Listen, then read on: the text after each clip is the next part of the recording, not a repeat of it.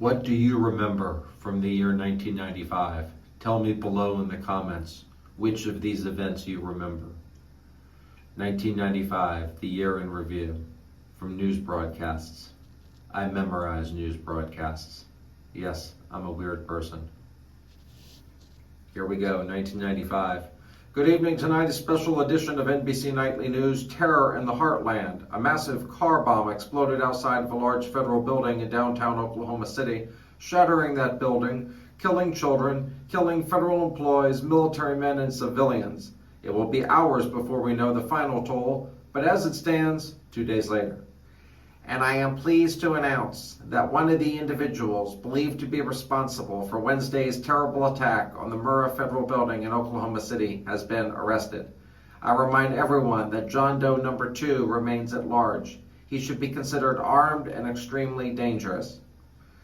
Two other stories that you probably remember that year. We, the jury, in the above entitled action, find the defendant, Orenthal James Simpson, not guilty of the crime of murder.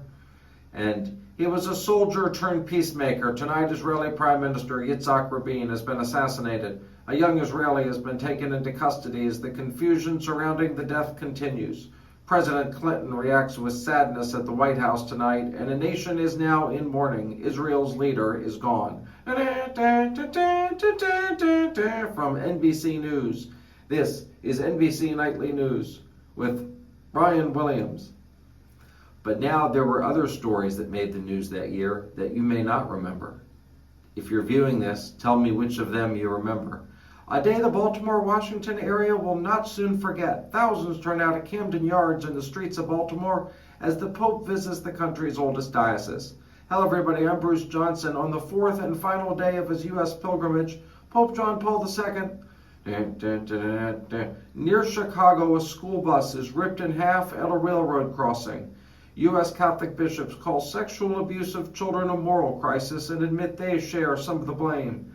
And the urgency to get a Canadian passport, why there is fear and even panic to the north. From ABC, this is World News Tonight with Peter Jennings.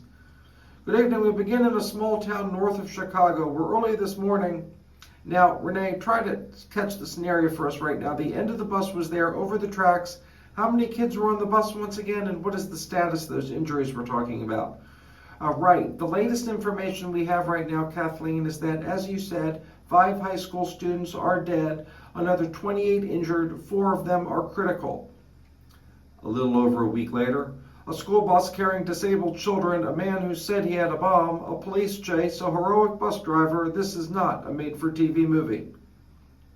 There was also a military plane crash in Nashville that year, but I did not tape that broadcast.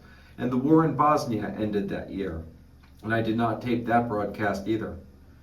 I believe that's all. It was otherwise a fairly slow news year. I'm not aware of any big plane crashes or anything. So it's been 30 years now. What do you all remember from those broadcasts? Do you remember any of them? Do you even remember Yitzhak Rabin, or do you know who that is? I assume you remember the Oklahoma City bombing, but do you remember any of the other things? OJ, of course. Tell me below in comments.